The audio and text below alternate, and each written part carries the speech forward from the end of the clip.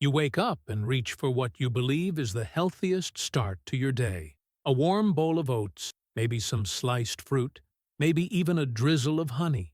You sit down thinking you're doing everything right, that you're feeding your body something nourishing, gentle, healing.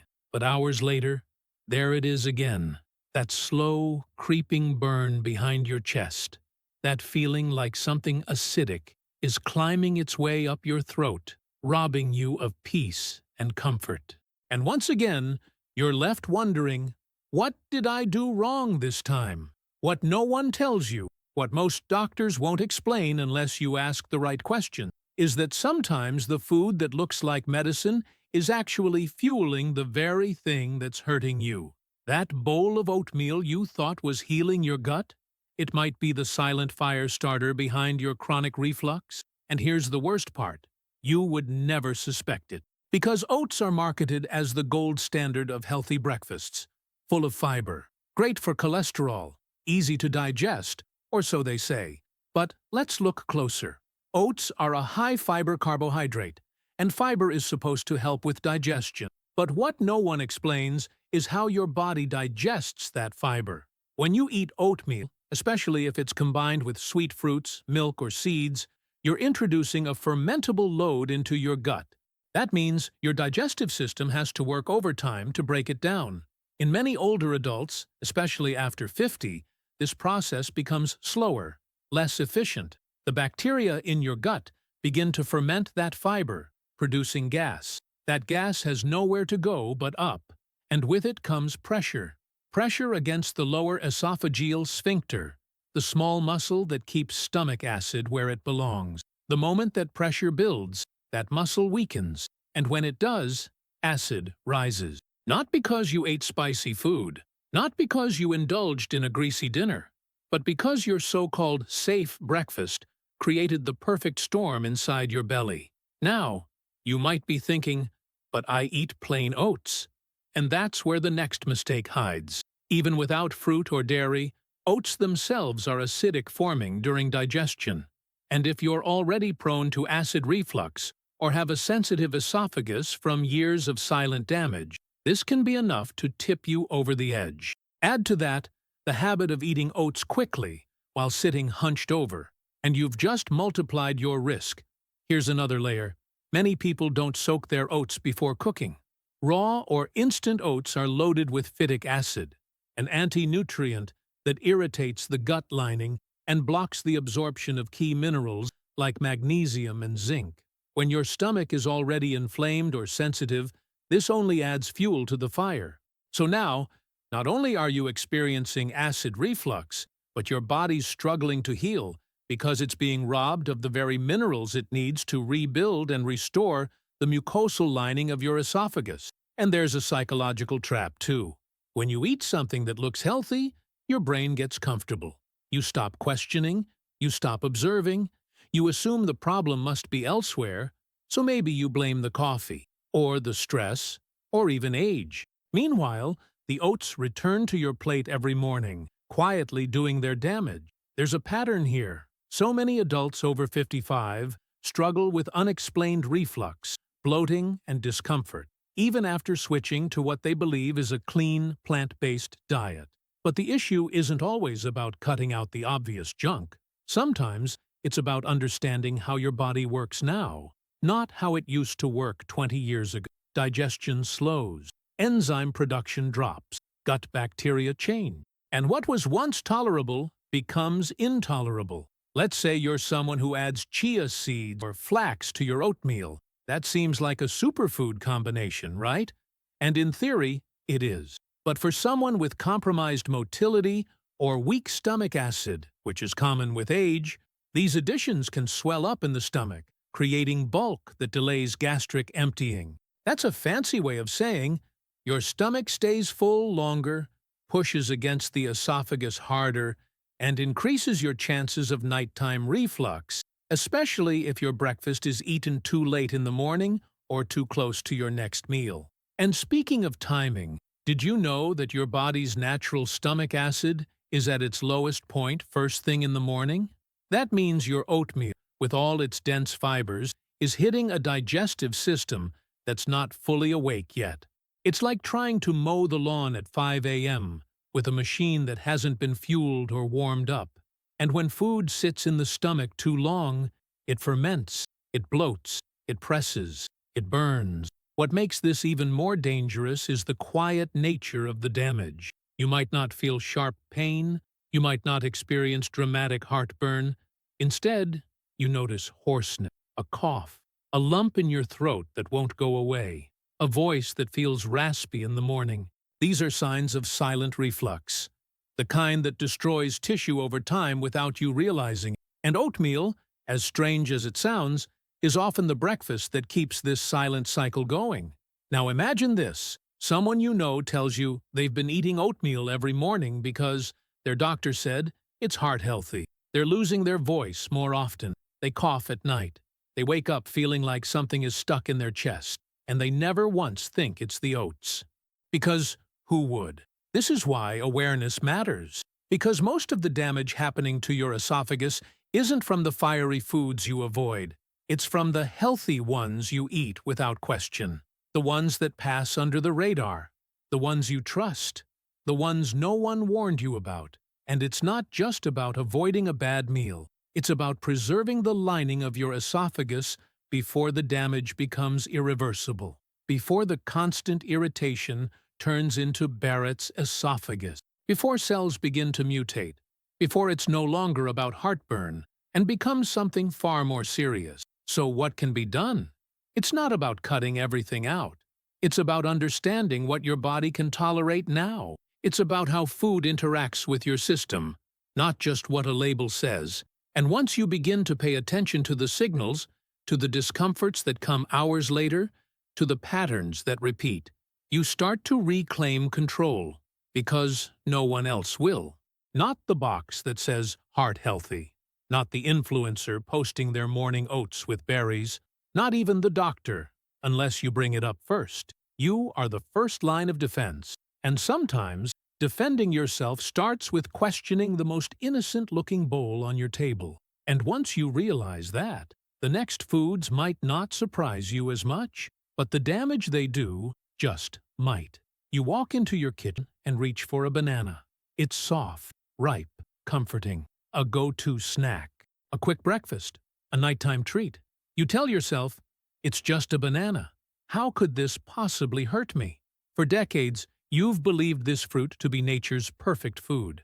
Low in fat, high in potassium, gentle on the stomach.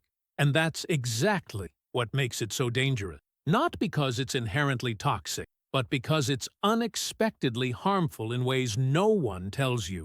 The truth is, for people with sensitive stomachs or a weakened lower esophageal sphincter, bananas can silently trigger chaos inside the digestive system, especially when eaten at the wrong time or in the wrong condition. And it all begins with how the banana behaves inside your body. Bananas are rich in natural sugars, particularly fructose, and also contain a significant amount of soluble fiber.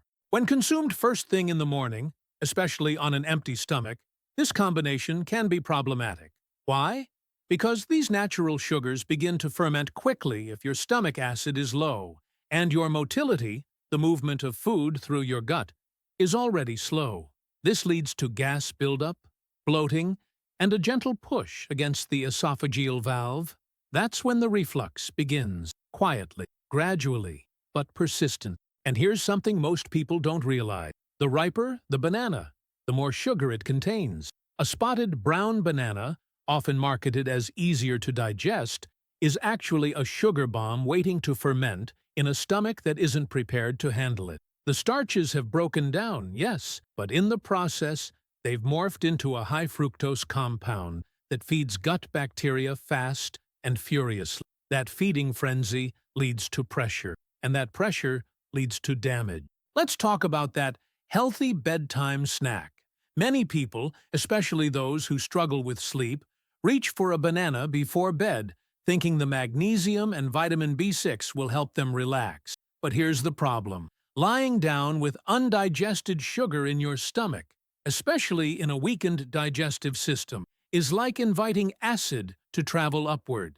At night, your body slows everything down, including digestion. The stomach empties more slowly, the esophageal sphincter becomes more vulnerable, and the banana, once thought of as calming, becomes the quiet architect of your next sleepless night, filled with coughing, burning, and that awful sensation of something stuck in your throat. But that's not the only trap. Some people eat bananas as a post-meal dessert, believing it's a better choice than cake or cookies. And while it may be, in theory, it still adds to the total sugar load of your meal. When mixed with other high-carb or acidic foods, like pasta, tomatoes, or spicy dishes, bananas can exacerbate existing acidity and trigger bloating that seems totally unexplainable. You think, I ate healthy today, why do I still feel terrible?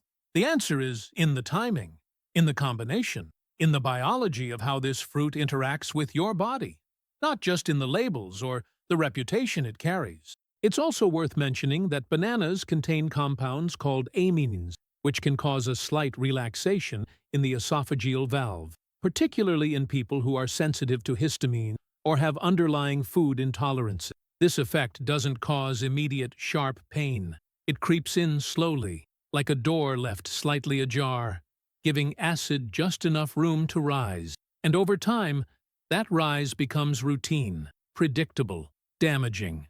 Think about how many seniors live with a chronic cough, a raspy voice, a sense of fatigue they can't explain. They rarely trace it back to what they eat, especially not to something as harmless as a banana. But day after day, that habit, that fruit, that one choice, becomes part of a bigger pattern that breaks down the lining of the esophagus bit by bit. And here's a layer most doctors won't bring up unless prompted: individual response variation. Not everyone reacts the same way to bananas. But for those over 55, the body's enzyme production begins to slow. Stomach acid drops. Digestive fire dims. That means even fruits that were once tolerated effortlessly can now become burdens. Not because the food changed, but because you did. Your body shifted. Your resilience weakened. And no one gave you a new manual. This is especially true for people who follow low-acid diets, but don't understand the difference between foods that are acidic before digestion and those that become acidic during digestion. Bananas fall into the latter category. They seem mild. Their pH is close to neutral. But once digested, they create acidic byproducts, especially when mixed with other problem foods or when eaten too frequently. Let's not forget the context in which bananas are often consumed. Smoothies, breakfast bowls, post-workout snacks. All of these are typically consumed quickly, with little chewing, and often in a rush. That means less enzyme production, less saliva mixing, and more work for the stomach, which is already underperforming in many people over 55. When digestion is incomplete, fermentation takes over, and with it, inflammation and reflux follow. There's also a social trap here. Bananas are everywhere. They're offered in hospitals, nursing homes, senior centers. They're part of the safe list. And yet, for those with hidden digestive damage, they might be one of the worst offenders. But because the symptoms don't show up in dramatic ways, the damage gets overlooked until it becomes structural. The erosion of your esophagus doesn't always come from harsh chemicals or obviously spicy foods. Sometimes it comes from the thing you reach for when you're trying to do better. That one fruit that feels like a small step in the right direction. That well-meaning choice. That sweet, gentle lie. And the worst part?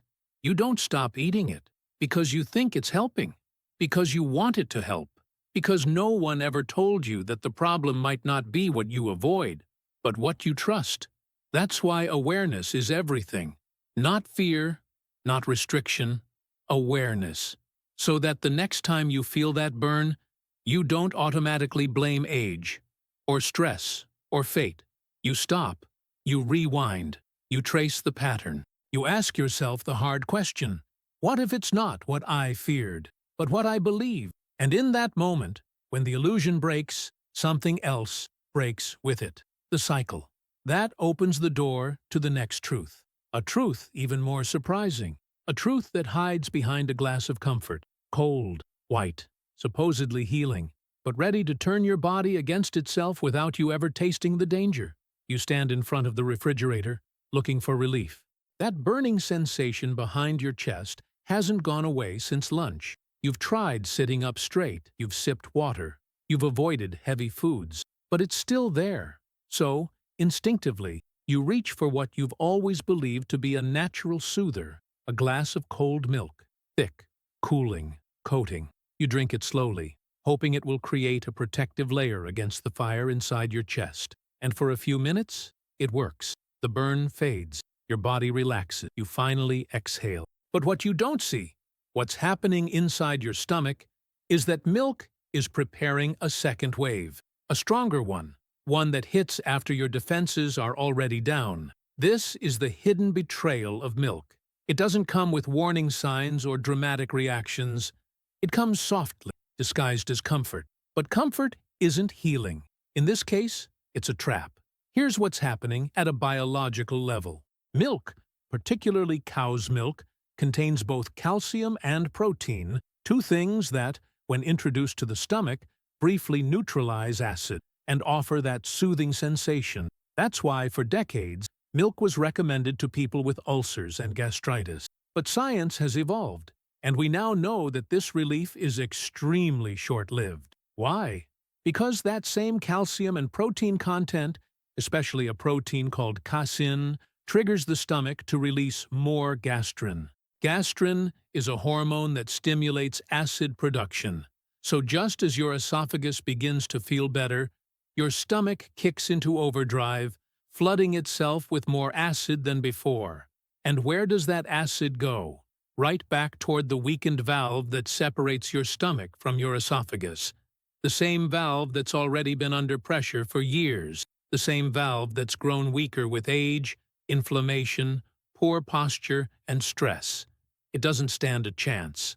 This phenomenon is known as the acid rebound effect, and milk is one of its most deceptive culprits because it delays the pain just long enough to trick you into thinking it's working, only to unleash a stronger wave once your guard is down.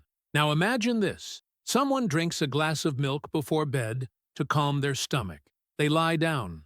Their digestion slows. Their esophageal valve relaxes naturally as part of the body's circadian rhythm. And just as they start drifting into sleep, the rebound begins. The acid rises silently, not always with a dramatic burn, but with subtle, creeping symptoms. A cough, a sore throat, a sour taste in the mouth upon waking, a tightness in the chest. And over time, the damage compounds, night after night, glass after glass. What's even more dangerous is the false sense of safety. Milk is part of our emotional memory. For many, it symbolizes care, nourishment, even childhood. It's one of the first things we're given when we're unwell. That association is powerful, and marketers know it.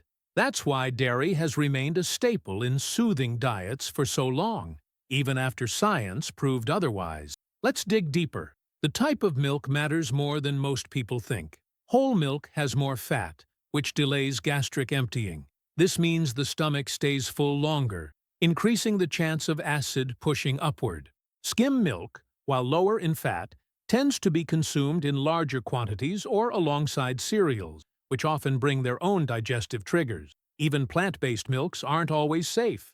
Many almond, oat, and soy milks contain gums, thickeners, and acidic preservatives that irritate the gut lining or increase gas and bloating, putting more pressure on the system. And there's something else most people overlook.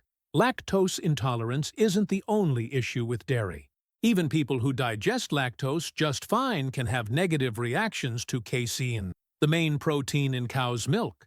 Casein is slow to digest and inflammatory in some individuals, especially those with autoimmune conditions or leaky gut.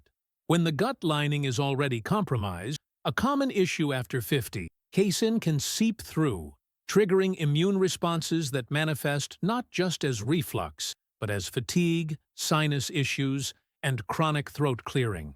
There's also a behavioral pattern tied to milk consumption. Many people drink milk as part of a larger comfort ritual. Cookies before bed, a bowl of cereal at night, hot chocolate on cold evenings. These habits, while emotionally soothing, Introduce sugar and carbohydrates late in the day, two things that raise insulin, increase inflammation, and disrupt digestion when the body is preparing for rest. The milk may seem innocent, but it's rarely consumed in isolation. And when paired with problematic foods, it becomes the perfect storm. Even healthy versions of milk can backfire. Lactose-free milk, often ultra-processed, still contains casein and is frequently sweetened to mask the sourness of the treated lactose. That added sweetness increases the fermentation process in your gut, creating gas that fuels reflux. And organic milk, though free of hormones and antibiotics, still behaves the same way chemically inside your stomach. It's also worth noting that as we age, our bodies produce less lactase, the enzyme responsible for breaking down lactose. That means even people who once tolerated milk perfectly well can develop symptoms later in life. They don't recognize the signs because they've never had to before.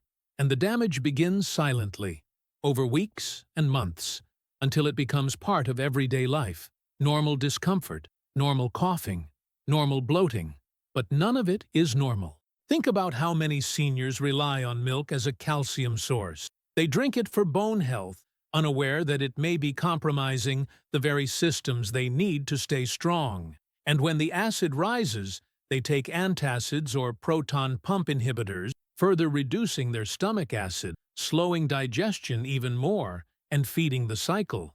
This is how reflux becomes chronic, not because of one big mistake, but because of small, repeated ones that no one questions. Milk is a prime example. It doesn't scream danger, it whispers it, and that whisper is what makes it so effective at eroding the walls of your health over time. But the story doesn't stop there.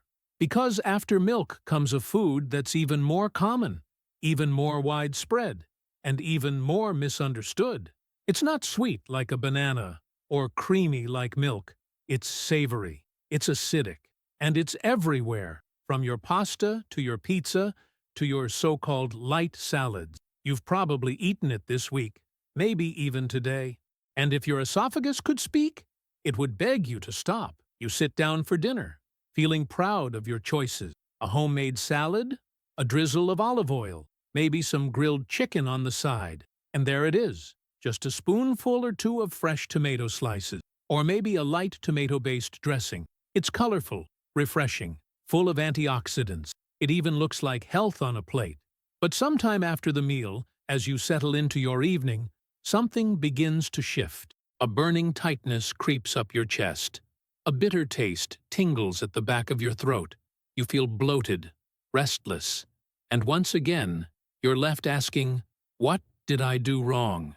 This is the hidden danger of tomatoes. Unlike the obvious offenders, fried foods, chocolate, caffeine, tomatoes wear the perfect disguise. They're packed with vitamin C, lycopene, and have long been praised for their role in heart health and cancer prevention. But when it comes to acid reflux, they are among the most aggressive foods you can put in your body. And the problem isn't just the acidity on your tongue, it's what that acidity does after the first bite.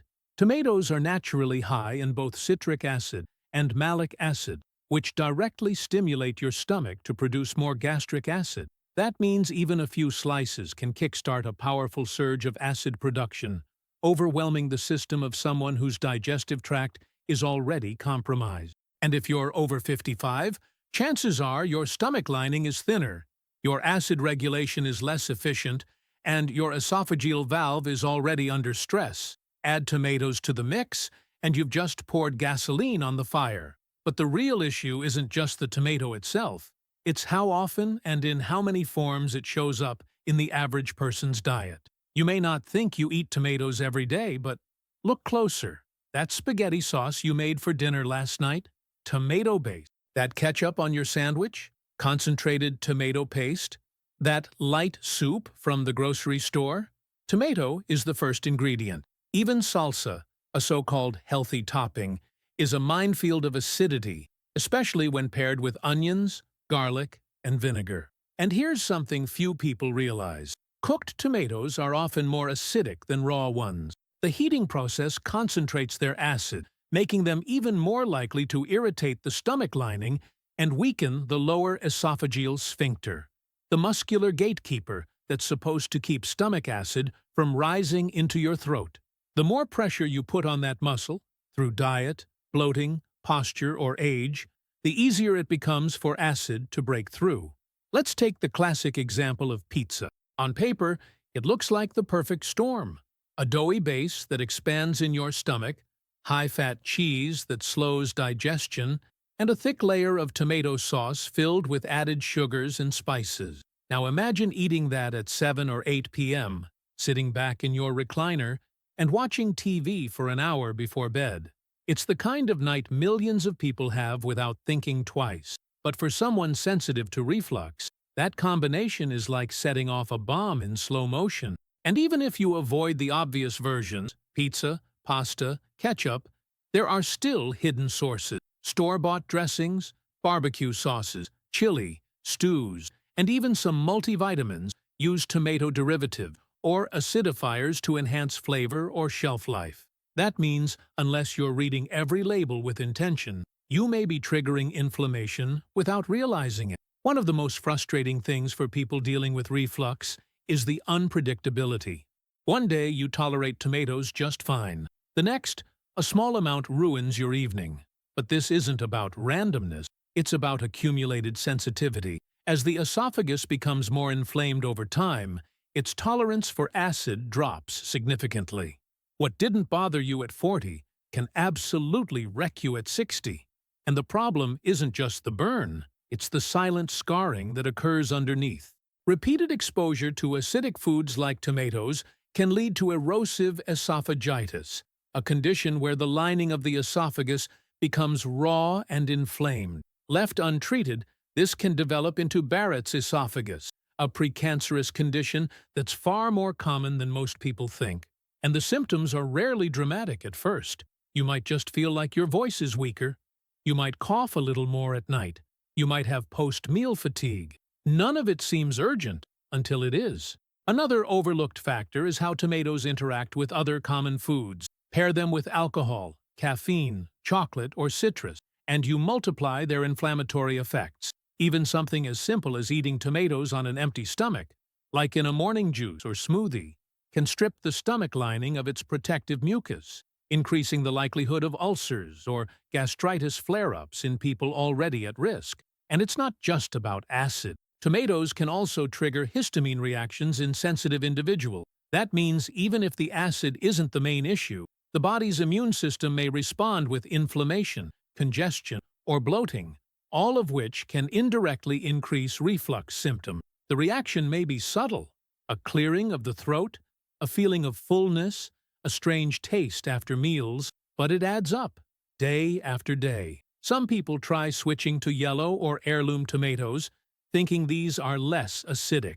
And while they may have a slightly lower acid profile, the effect is still there, especially if your system is already inflamed. The truth is, if you're struggling with reflux, tomatoes in any form should be treated with caution. They are not evil, but they are powerful. And power, when misused, becomes destructive. But here's the emotional core of the issue. Tomatoes are part of family recipes, comfort foods, memories. Cutting them out can feel like losing a piece of your cultural identity. Your grandmother's sauce, your favorite lunch, your weekend dinners. That's why most people don't want to hear this advice. It feels too personal, too difficult, too extreme. But the pain you feel after eating them isn't imaginary. And the damage you're accumulating isn't reversible with wishful thinking. What you eat today shapes the health of your esophagus tomorrow. And your esophagus is not just a tube. It's your voice, your breath, your ability to swallow, to speak, to live without fear of choking or waking up in the middle of the night gasping for air. Protecting it is not a restriction. It's a responsibility. And yet, even tomatoes, for all their acidic intensity, aren't the most deceptive item on the list. There's still one more, something you've probably used to help your digestion, something herbal, soothing, maybe even in tea form. The name sounds gentle, the taste is refreshing, But beneath that cooling flavor hides a deeper risk, the kind that quietly undoes your body's defenses from within. You feel a little too full after dinner. There's a slight heaviness in your stomach, maybe a bit of bloating. So you do what you've done for years. You reach for a soothing cup of herbal tea, something natural, something that calms the body and relaxes the mind. And there it is, on your shelf, peppermint. You steep the leaves, inhale the cooling aroma, and sip it slowly, believing you're helping your digestion. You even feel better for a moment. But as the night wears on, something shifts. A subtle burn rises in your chest. A tightness forms in your throat. You wake up at 2 a.m. coughing, your mouth filled with a bitter taste. And once again, you're left wondering, how can something so gentle cause so much damage? This is the paradox of peppermint. It's been praised for centuries, used in ancient medicine to ease stomach cramps, freshen breath, and reduce nausea. And there's some truth to that. Peppermint does have antispasmodic properties, meaning it can relax the muscles in your digestive tract. But that's exactly where the problem begins. Because peppermint doesn't only relax the stomach, it also relaxes the lower esophageal sphincter, LES, the small ring of muscle that separates your stomach from your esophagus. When that muscle is working properly, it stays tightly closed, preventing acid and food from traveling back up the esophagus. But when it's relaxed, especially at the wrong time, it leaves the door wide open. And what do you think happens when you've had a big meal? Your stomach is producing acid, and that muscle isn't guarding the gate? The acid escapes, and it climbs. Sometimes in small, subtle ways, a dry cough, a raspy voice, a sensation of fullness that just won't go away. Other times in sharp, undeniable ways, heartburn, chest pain, nausea, it's all reflux. And peppermint is one of the few natural substances that consistently triggers it in sensitive individuals. Let's go deeper. Most people drink peppermint tea thinking it's helping them digest, especially after rich meals. It's often served in restaurants for that reason. But the relaxation it provides is not the kind of support your digestive system needs. It's more like telling your stomach, go ahead and slow down. Let the acid rise. No big deal. For someone already dealing with reflux or silent esophagitis, this is not just unhelpful, it's destructive. And the damage doesn't show up all at once. You might drink peppermint tea every night for weeks without noticing much. But slowly, the symptoms start to stack up.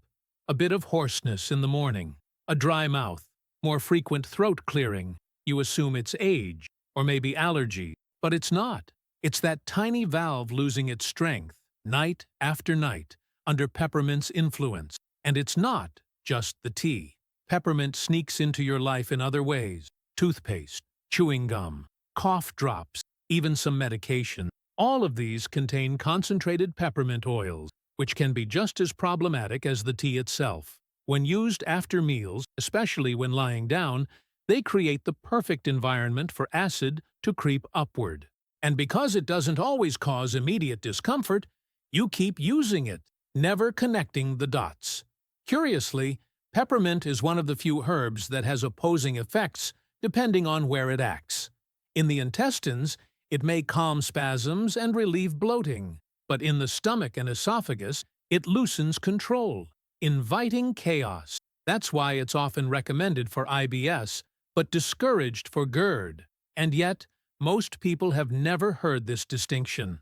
They just think, it's mint, it's herbal, it must be good. This misunderstanding is widespread, especially among those seeking natural remedies. People over 50 in particular tend to lean toward herbal solutions, wanting to move away from pharmaceuticals. They rely on teas and plant-based alternatives to manage discomfort. And while the intention is wise, the execution, without proper information, can make things worse. Let's take a moment to talk about timing. Drinking peppermint tea right before bed is one of the worst things you can do if you suffer from reflux. Why? Because the body's natural mechanisms that protect against acid, like swallowing, saliva production, and peristalsis, slow down dramatically during sleep. That means if acid rises, it sits in your esophagus much longer, causing more irritation. Now add peppermint-induced sphincter relaxation to that, and the acid doesn't just rise, it stays there.